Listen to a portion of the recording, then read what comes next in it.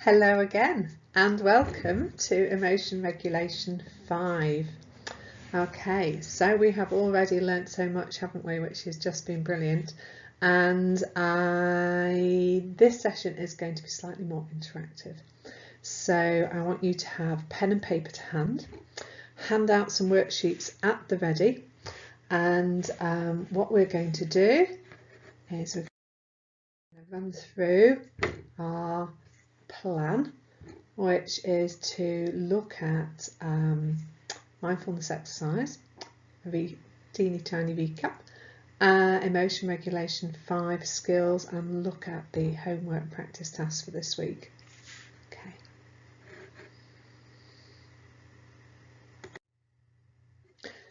So the first thing we're going to do, as usual, is our mindfulness exercise. So just to sort of allow yourself to get comfortable but alert as wherever you are, and just before we start, just to sort of check in with yourself about where you are. Are there any distractions around? Is there anything in the environment you need to clear a space somewhere?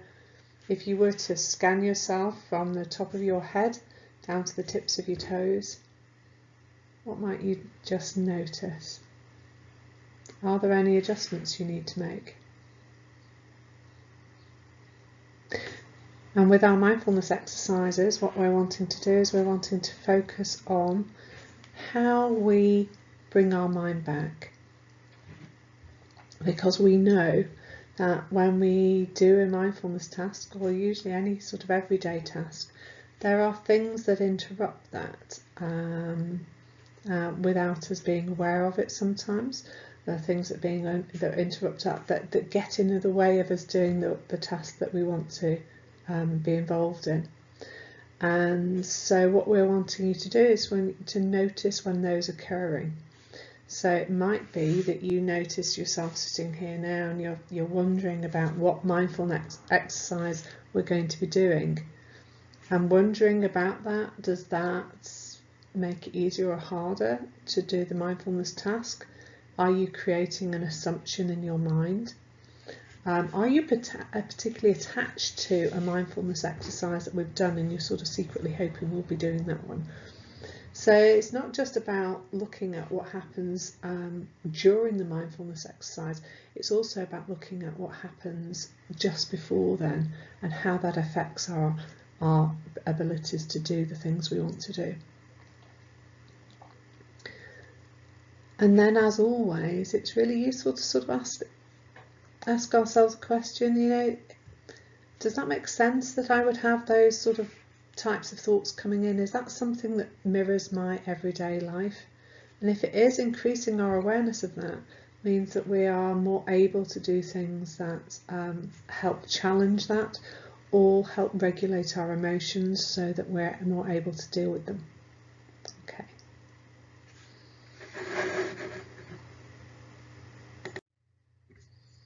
So I'm quite excited about this actually. We are going to be doing a mindful movements exercise.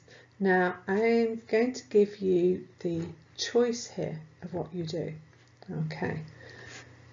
What we want to do throughout this exercise is to observe our bodies. And what we're observing is becoming more connected with how our bodies feel, observing ourselves when we move our bodies, and observing what happens when we slow our movements down and when we pay more attention to our movements.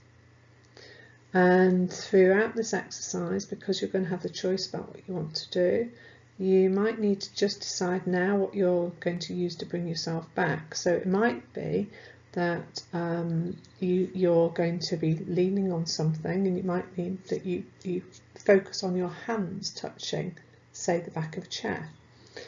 It might be that you bring yourself back by focusing on the slide, or I'm also going to be doing some movements. I am absolutely not going to be doing the movement over, it's just like that, over here on the left hand side on video, but I am going to be doing this movement. So you could focus your mind by bringing yourself back to watching me doing this movement. So I'm just going to run through this first. Okay. Some of you are going to have some limitations with movement. So for those of you who have any difficulties with any part of your body, you need to adapt this to what's going to suit you. Okay. I'm going to stand and move my chair back a bit so that you can see me. Okay. So I don't know if you can see, but this is my chair. So I'm going to have my hands on the back of the chair. And I'm going to have my hands on the back of my chair and just to allow myself to steady myself. So one option is to stand with your hands resting on something and to just allow your body to move in whatever way you want to do that. And you might be moving from side to side, you might be lifting a leg up or down, you might be moving backwards or forwards. You may decide at some point to just move your arms out. It doesn't really matter what you're doing, you're just following what your body feels like doing at that moment. For those of you who prefer to have a bit more of a structure, then I'm going to be doing a series of exercises. So the first one is the one right in the middle of the slide, and what we're going to do is we're going to open our arms up, and then we're going to inhale to bring our arms touching our shoulders, and then we're going to exhale, bringing our arms back out again. And the idea with these movements is that they're very slow and you're just observing your body and your breath. Now usually they advise doing say 3 of these and then changing it to something else, because as you're going to find quite quickly your arms might feel a bit tired. So then when I've done 3 of those, I'm going to move on, put my hands on my back of my chair. I'm going to rotate my legs, small circles, very slow circles, doing 1 at a time. Okay. So we're going to do this mindfulness exercise for 3 minutes. So I want you to just get yourself in position now and then wait for me to ring the bell. Okay.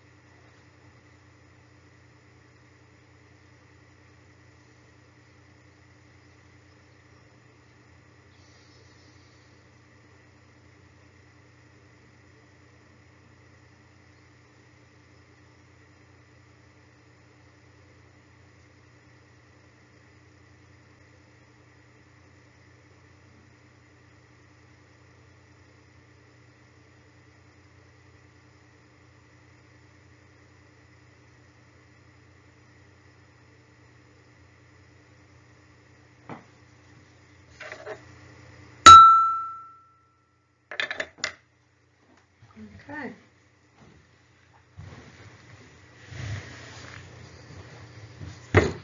What did you notice? Just take a few moments to just pause and go through the process in your mind and to jot down what you noticed, what intruded, what made it easier or harder to do the exercise. Were there any judgments you made? Did you make up some rules? Did you feel you needed to follow me? Were there times when I did more movements than you were expecting? Was there a judgment there? Let's spend a few moments just jotting that down.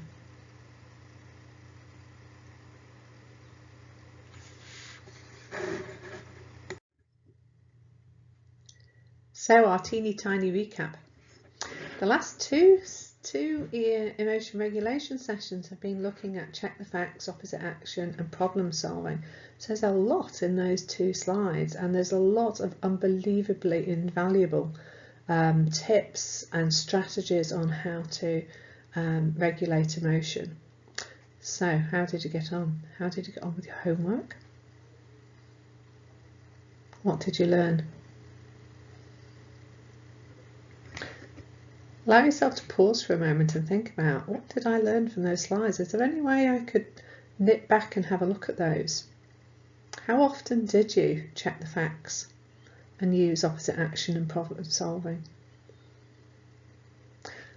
And purely out of my curiosity, because we were doing a lot on posture last session and actually the other 2 sessions before that, about how our posture affects our emotions. How often did you check your posture? How often did you just check in with yourself and seeing if you needed to adjust anything? What did you notice?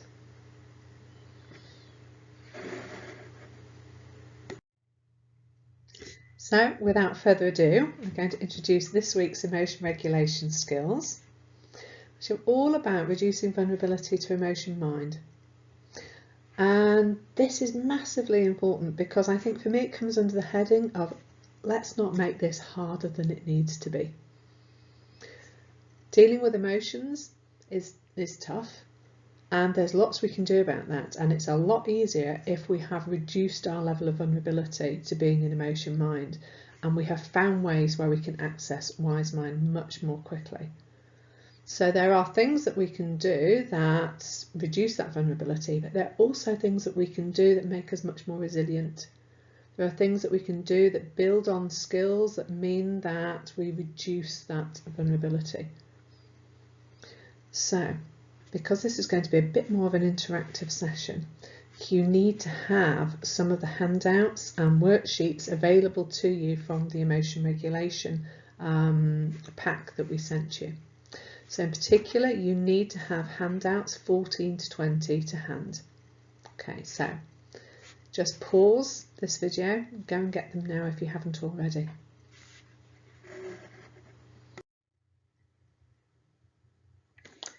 Hi, so please skills. Well, I could do an entire lecture on please skills because they are so incredibly crucial. And I really love this quote, take care of your body, it's the only place you have to live. That's so true. And it's not rocket science, is it? We know an awful lot of these things. If you build a house on really shaky foundations, the house is not going to stand up for very long. If you play a game of Jenga, now that lovely tower of blocks, and you pull out the ones from the bottom, it's going to be a really quick game. Because basically when we mess with our foundations in any way, we topple very quickly. It increases our vulnerability. That's why trees are felled at the bottom. They fall quicker. So something else gets in the way, doesn't it? Because this is all makes an awful lot of sense, but sometimes we're not very good at doing it. Or maybe you are. Maybe you're looking through that list and feeling really pleased with yourself right now. And well done you. If you're not doing some of these things or all of these things, what's getting in the way? Allow yourself just to pause for a moment and just jot down the things that come into your head when you focus on this slide and you focus about doing some of the things that you know are really good for you. What are the unhelpful thoughts that come in the way? I know for myself, there's definitely oh, I'll do it tomorrow, or it'll be fine. So given the choice between sitting on the sofa and going for a nice long walk, quite frankly, my urge is to sit on the sofa more or less every time. So I need to work really hard with opposite action, because sitting on the sofa long term is really not good for my mental health or my body. So that means we need to use pros and cons a lot as well. And there may be also other things that are getting in the way. So for instance, if we are minimising physical illness, not only do we need to use opposite action, but we also perhaps need to look at our interpersonal skills as well. Maybe going and seeking help is something you find difficult. There are skills that can help with that. When we look at eating, it makes sense, doesn't it, that it's fuel for our bodies, that what we put in matters. For those of you who have a car, if you have a petrol car and you don't put any petrol in it, it doesn't function very well. In fact, it just doesn't go. However, there are other things that affect it. So if we run it on empty, or nearly empty most of the time, it doesn't do our engine any good. If we, instead of putting petrol in it, we put diesel in it, that pretty much grinds up everything eventually. It does a lot of damage to our engines. So food is a fuel, and what we put in our bodies affects both our body and our brain, affects the chemicals in our brain. There's a lot on the news about sugar addiction and what that does. This is a very real thing. So if we want our minds to function well, we need to pay attention to the food that we put in our bodies. It goes without saying, doesn't it, that mood-altering substances do exactly what they say on the tin. They alter our mood, and that is not good. So we can distort or minimise the facts as much as we like, but actually the facts are these do affect our mood. And if we are vulnerable, they are going to affect our mood more and our mental health. Sleep is crucial, isn't it?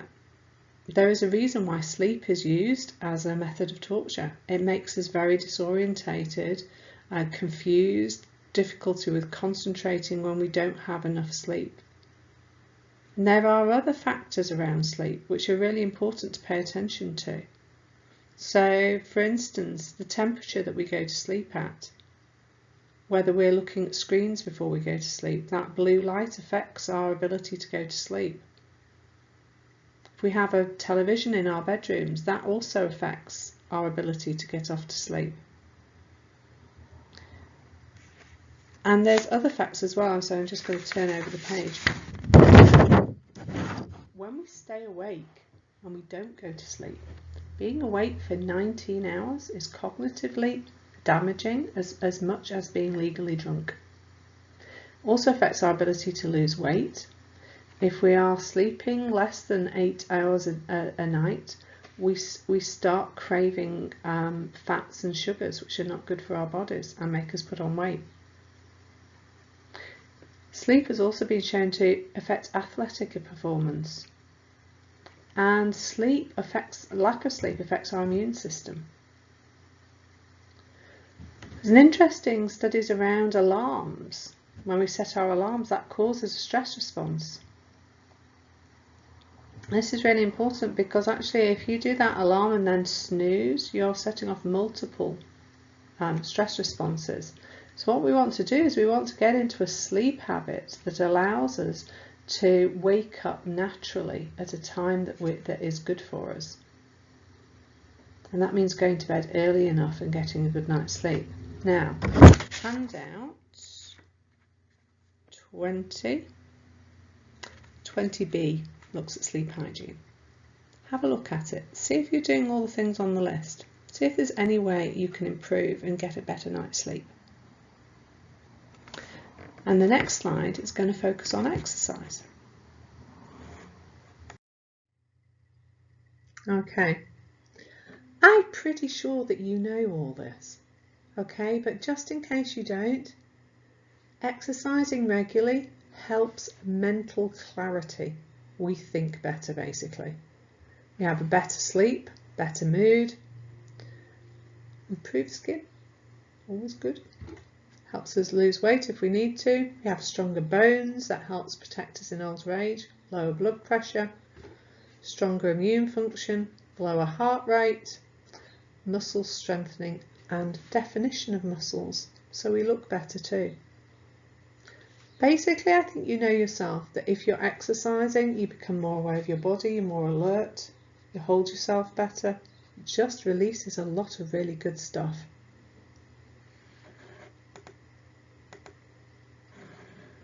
And the brain benefits massively from exercise, because what it's doing is it's stimulating the production of neurochemicals that promote brain cell repair. It improves our memories, lengthens how long we can attend to things, how long our attention span is. It allows us, because we are concentrating more, we are tending more to make more decisions quickly and with wise mind. And it prompts the growth of new nerve cells and blood vessels. It makes us healthy. It improves multitasking and planning abilities. So all of these things are hugely important for our mental health. By addressing these building blocks, what we do is we give ourselves a massive advantage in being able to come away from emotion mind and access wise mind.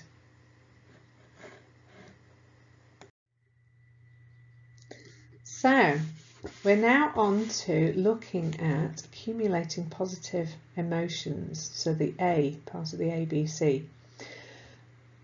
This is really so important and is one of the most pleasurable things to be doing with the DBT skills, because basically what we're wanting to do is we're wanting to build our resilience with this. So the more positive events that we can include in our daily life, the more resilience we build and the more we reduce our vulnerability to painful emotions. So this is a way of building our life in the long term, which makes us less sensitive to those painful emotions that often feel quite overwhelming. Okay, so first of all, what I want you to do is I want you to get hold of handout number 16. And then what I want you to do is I want you to pause this video. And when you pause this video, you need to complete handout 16. So complete the pleasant events list. So what I want you to do is to tick off all the ones that feel like they appeal to you in some way. And that's going to be different on different days depending on your mood. So don't discount the ones that you haven't ticked. Go back over them at a different time. See if there's any more you could include.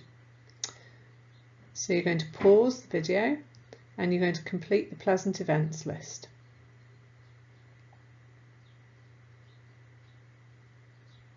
Okay, so then what we're going to do is we're going to go through handout 15. Now the text here on this slide is really very small, because as you can see, what I preferred to put in was all the lovely pictures on things that might be quite pleasant to do. So when we're looking at handout number 15, what we're starting with is do something from the pleasant events list.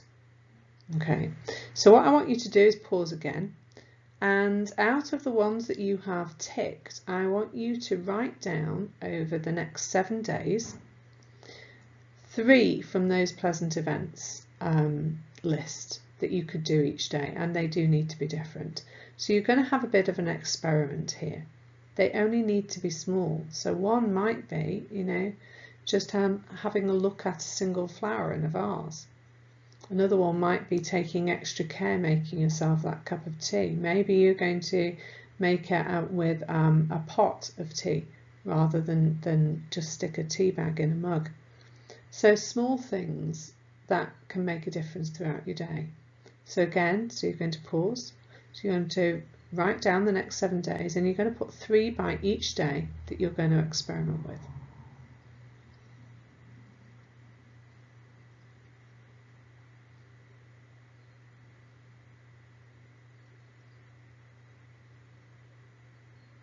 And as part of the homework, you're going to be completing worksheet 10, which is the Pleasant Events Diary, which is designed for daily use. So this is how you're going to monitor and look at what are the results from these experiments from the Pleasant Events list. And we're going to have a very brief look at how you do that. First of all, you pick what you're going to be doing each day. And then here's the crucial bit, because the urge is likely to be, oh, I'll do that tomorrow, or maybe I can't be bothered today. So whatever it is that's helping you to avoid doing that, you're going to practice opposite action. And when you're doing your pleasant events list, what you're going to be doing is being very mindful of the task at hand. So it's like a mindful activity.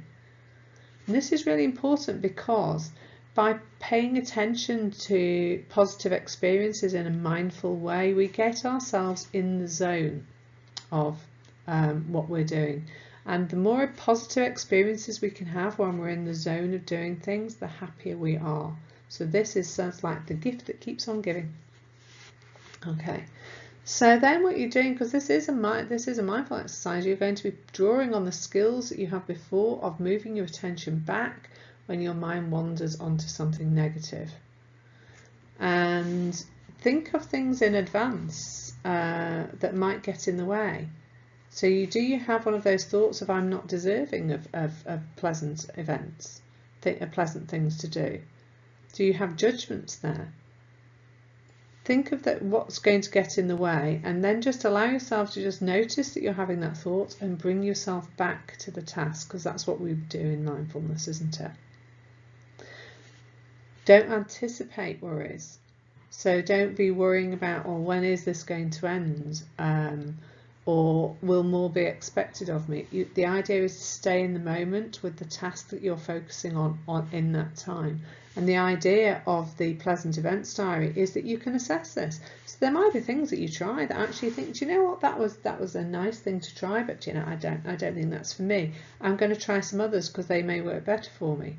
And you're not going to know unless you give it a go.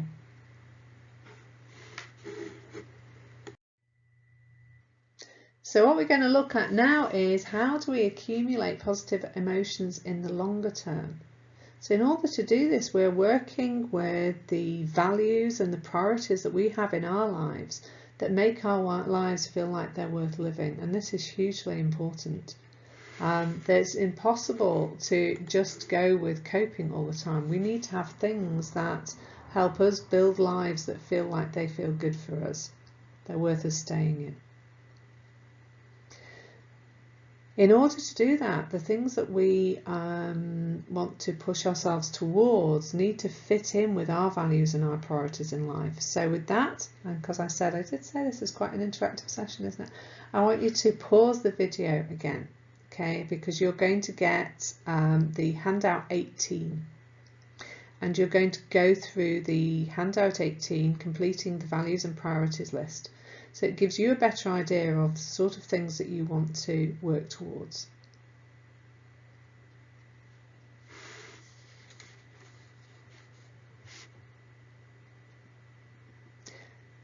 So I'm assuming you've pressed play again, and we're now continuing with the video. And I just want you to look over the values and priorities that you've listed and just ask yourselves a few questions. Are these values really my own? Sometimes when we're growing up, other people's values get placed upon us in a way that's not helpful. Sometimes we feel that we should be aiming for something that actually doesn't fit with us very well at all. A good way of assessing whether that is right or not is just to think about, okay, if I could act according to this particular value but not tell anyone about it, would I still do it? So for example, if being educated was something that was an important value for me, I might feel therefore that my goal has got to be completing a specific course. So let's think, I don't know, I might feel that actually that I want to aim for the highest qualification that you could, which would be a PhD.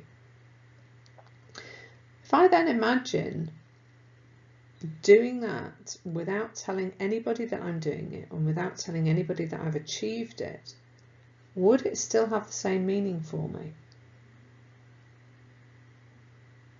Likewise, if you're thinking, you know, I want to get a job caring for other people, just pause a moment and ask yourself, you know, is this something that I feel is part of me, or is this something that's been placed upon me? If I was doing this job caring for other people and I didn't tell anybody about it, is it still something that feels like it would be important for me? Or are there other doors that I want to have a little explore through, feel like they might fit for me a bit better? So then what we're going to do is we're going to avoid avoiding, identify the values that are important to you, which is what you've done on that list. And then what I want you to do is I want you to go back through that list and I want you to choose your top 3 currently, because this will change as well, but choose your top 3 currently. You might want to pause the video again.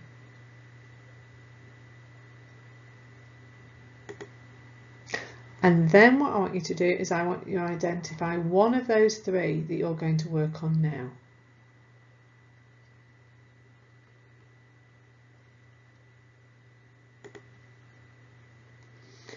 Now this means breaking it down. You're going to break it down into stages, because in order to achieve a goal, you have got to break it down into smaller steps if we're looking at this longer term. We also need to look at whether the goals are reasonable. There's no point in setting up goals that can't be achieved. So for example, if I decided now that what I wanted to do was to be a famous dancer at Sadler's Wells Ballet and be on stage at the Opera House, it's possible that I might achieve that in some sort of quirky way. However, realistically, it's unlikely that that is achievable. My age would go against me, my level of fitness would go against me, and actually you have to work really quite hard and be very talented to get to be a professional ballerina. I think I'm possibly past that point now. However, I might want to redefine that goal. I might need to say, well, actually that's not going to happen, but actually I really like the idea of doing some dancing. Maybe my goal is to find a dance group that I want to belong to. Now that is achievable. And then what I'd need to do is have a look at the steps that would be involved in that. Also have a look at if your goal involves a lot of self-sacrifice for other people. So for example, if you decide that actually giving away your life savings to a friend who wants a new car would allow you to be generous and caring, which is what you want to do, you also need to think that actually that might also cause you long-term harm, because you're not going to have any money at all. It doesn't help your friends sort out their own practical issues, and the only temporary gain is your friends' transport needs.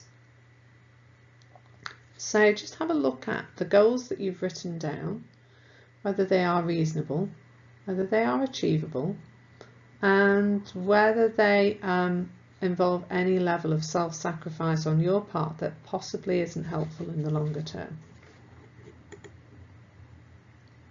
Choose one goal to work on now. One thing in the moment from distress tolerance is a really useful way of approaching this. And then when you've got your goal, then you're identifying small action steps towards your goal. Take one now, not tomorrow, now.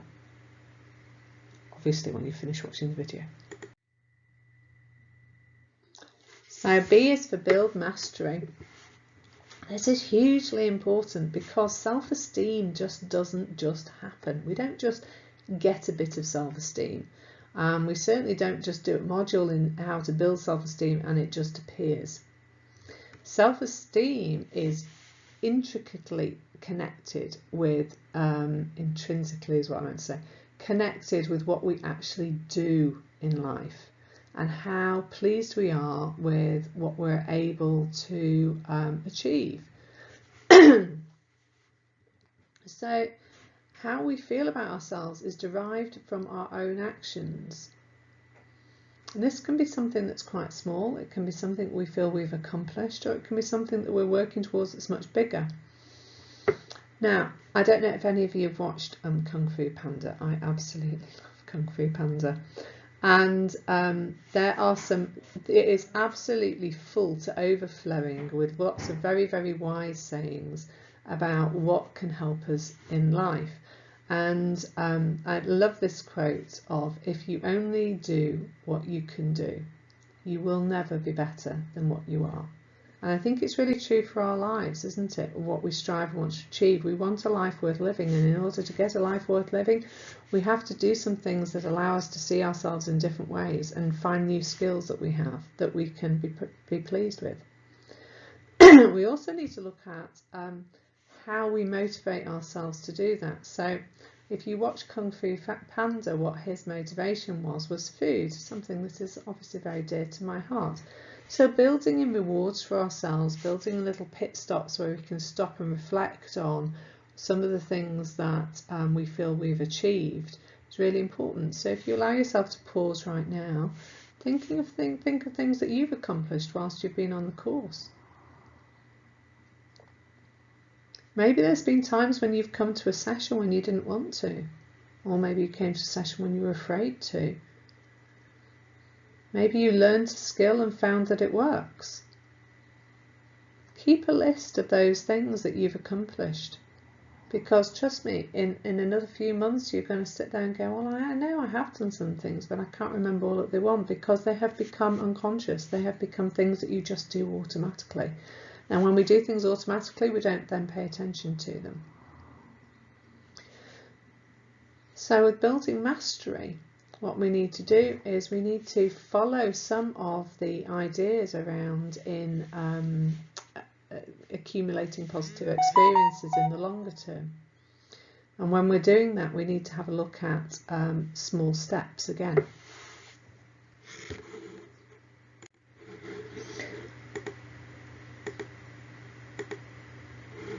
Okay, so I don't know if you're going to be able to see this slide on your phone, but basically this is a poster about getting fit for the peaks, to have a mountaineering expedition on the horizon.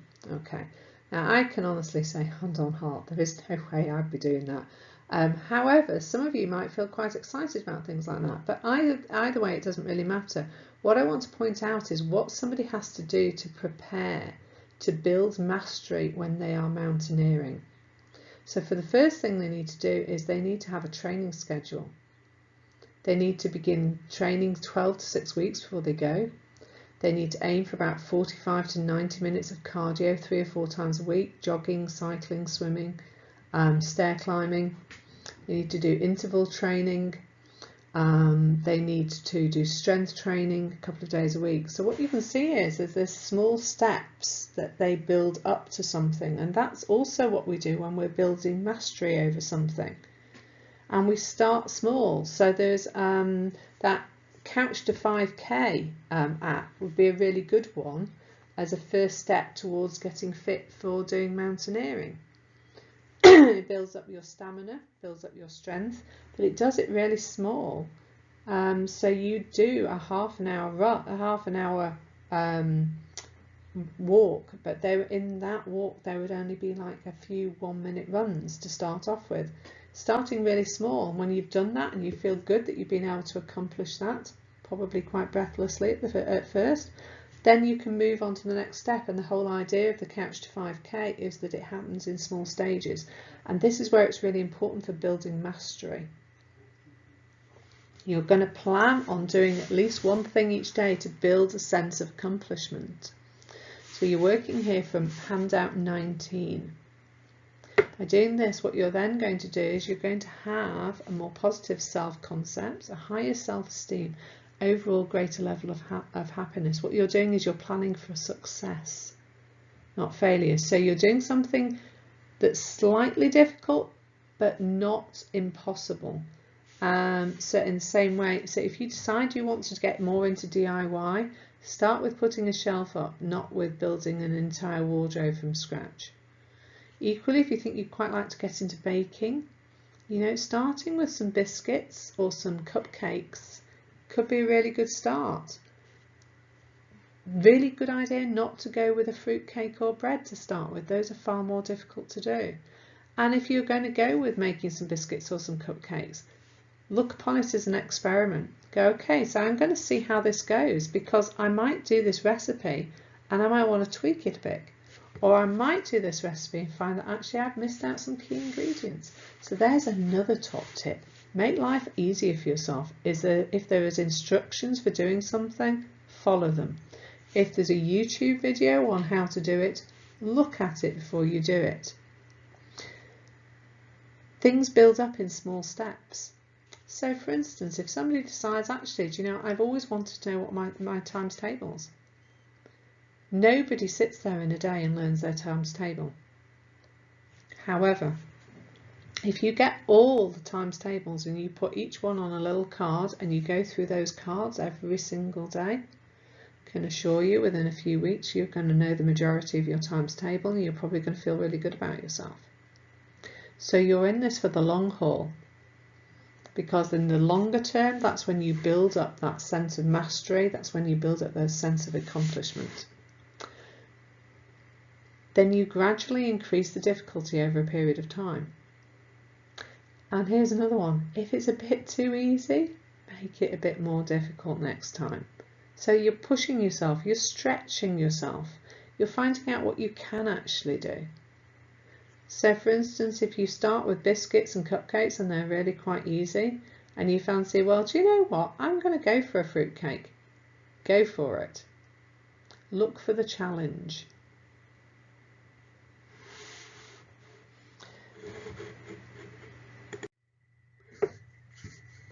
So I suppose what I want you to leave you with is a really good saying which says success breeds motivation.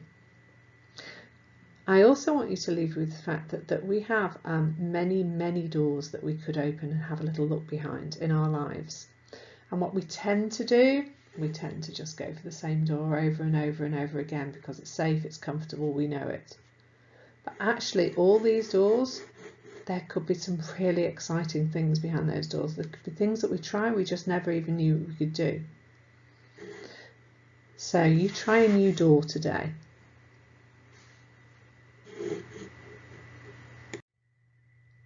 So C is cope ahead.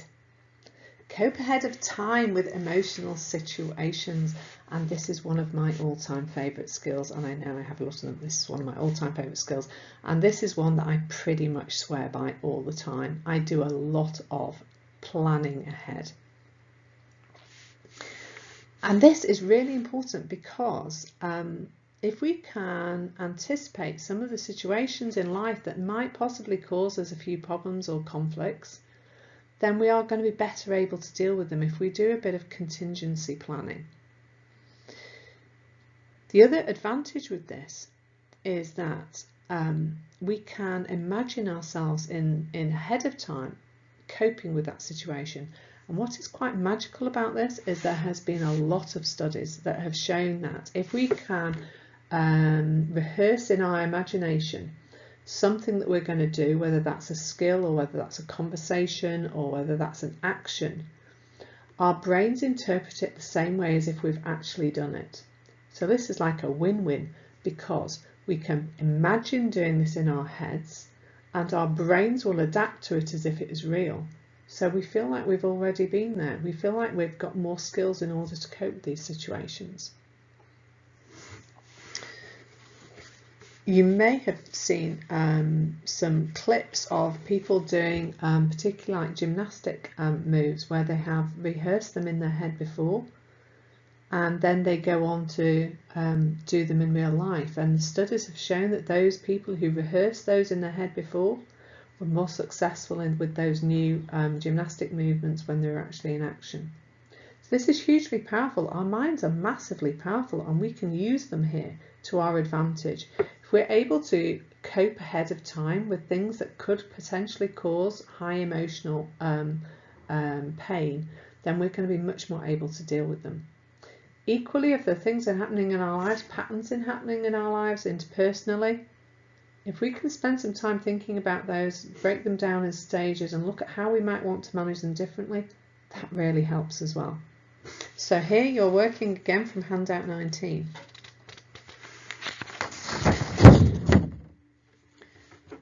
And I'm going to give you a few examples. So one of the ones I'm going to quote with is from Marsha Linehan. So she says that she suddenly became afraid of driving in tunnels. To reduce this fear, she started driving in every tunnel she could find, opposite action, reassuring herself that there was no danger of its falling in on me. When this didn't work, because actually if you're doing fit in the facts, a tunnel could fall in on her, particularly since earthquakes are quite common where she lived, she asked herself, what's the threat? She then realised that telling herself that the tunnel wouldn't fall in was avoiding the threat. So next she drove through tunnels and imagined that one did fall on her. She then imagined jumping out the car, putting on her Wonder Woman outfit and rushing to save others. And here's a top tip as well. If when you're doing imagined rehearsal, you can bring anything you like into that clip and your mind will accommodate it. Now you might say, well, that's not going to happen in real life. It doesn't matter, your brain likes it. If your brain likes it, you're going to feel calmer. So she noticed that the fear came down a lot from 80 to 30, but it did not come down to 0. So she asked herself again, what's the threat? And realised that her primary fear was that the tunnel would not only cave in, but she would be trapped with extreme pain. It's not sounding great, is it?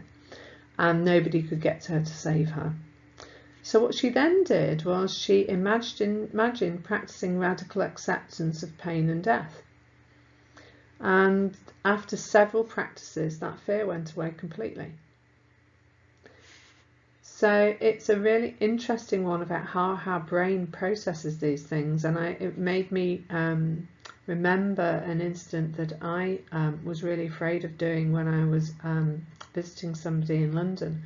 I knew I had to get the underground in rush hour. This is not a pleasant experience. It's very, very crowded, and I'm not great at being in very confined spaces with lots and lots of people crushed up against me. So what I did was I did an imaginary rehearsal. But before I did that, I did several key things that I want you to think about here, and sort of fits into the idea that, you know, if you want to learn mastery over something, or if you want to cope over time, doing your research is a really good idea. Ask people. People often have knowledge that we don't have. So what I did was I spoke to people who regularly use the tube. So I asked them, where do you normally stand at this particular tube station to make it less likely that I'm going to have to fight to get on the train, and less likely that I'm going to be in the most crowded part of the train. And then I spoke to people and asked them, so where could you stand in the tube train where you're going to feel least claustrophobic? So basically, top tip, sitting down on one of those little seats in the middle, not a good idea because people tower over you. So I've got this information, so I thought, right, I'm going to rehearse this in my mind. So I rehearsed in my mind standing on that particular area of the tube station. I imagined getting myself into the tube train calmly. I imagined myself moving myself towards the area that I want to stand by the window that's between the partitions of the two trains. And I imagined all the obstacles that I might come across. And this is hugely important because we can do this. We can imagine all these obstacles in the peacefulness of our own homes and deal with them calmly so that we're more prepared for them when they come up. So I imagine lots of things happening. I imagine that lots of people would come in and try to crush up against us and what I would do then. I imagined the train crashing and what I would do then. And I worked very much with what can I do something about, and like Marsha, and what would I have to radically accept. And by replaying that over and over in my mind, my fear of that incident reduced, and I was able then to get on that tube train and go and get to my destination. This also works with interpersonal issues. So the little picture of a book which says guilt trip just ahead. There are usually patterns of behaviours that we fall into with people we're in relationship to. They usually follow not only a pattern but also an outcome. And maybe that happens to you. So, is there a pattern that you tend to get into when you're talking with somebody close to you? How does it start? Just jot that down. What happens? And then? Do the and then question as many times as you need to. And then look at how does it normally end? How do you end up feeling? So then the beauty of planning ahead is, where can you intervene in a different way that would give you a different ending? Then rehearse that in your mind. Rehearse what that would be like to say something in a different way. Rehearse what the other person might say and how you might respond to that. And for those of you who are about to do the interpersonal skills modules, there's some really good top tips there. And for those of you who've already done it, draw on your interpersonal skills. Rehearse in your mind how you're going to manage that situation.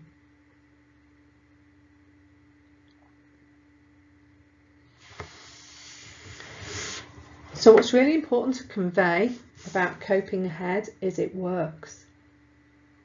There is a reason why they have flight simulators. There is a reason why they train astronauts to go up into space. Rehearsal works. And on the handout you'll see there are several key stages to that. Describing the situation is really important. And you remember that the last session we did a describing mindfulness exercise. Look at the facts, what it is that you're describing. Decide what coping or problem solving skills you want to use in that situation. So look back over your handouts, look at what's worked, look at perhaps skills you haven't used very often. Would they fit this situation? And then imagine the situation in your mind as vividly as possible. Now, as soon as I say vividly, people normally say, well, I can't imagine something, or I don't see things in colours. It doesn't really matter.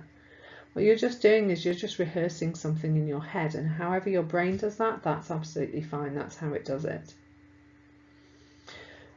Then rehearse it with your coping strategies in place, coping effectively.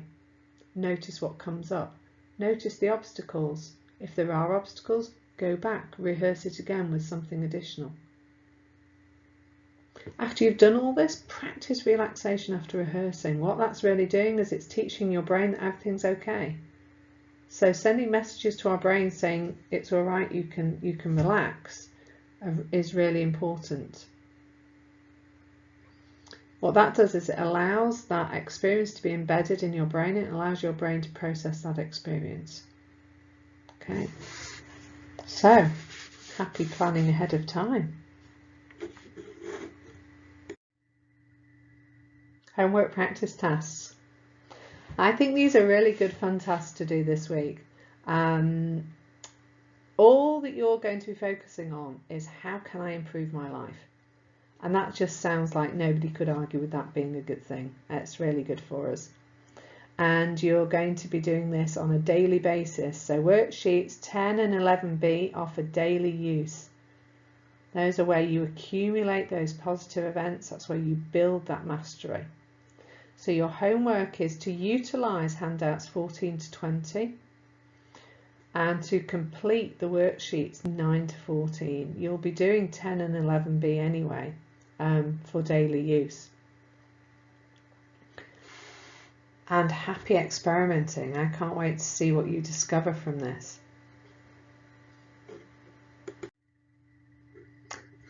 So, skills training wind down.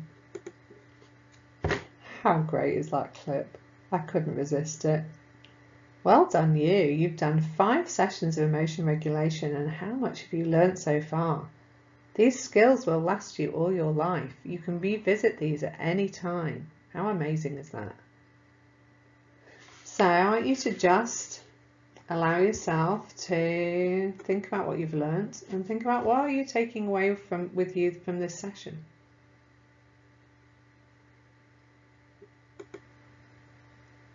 I realise I'm slightly covering up this other clip. She's such a happy little chappie, isn't she? What makes you smile? Add that to your list, things that make you smile. This is a great list that you can look back at when you need to. And I will see you in the next video for Emotion Regulation 6.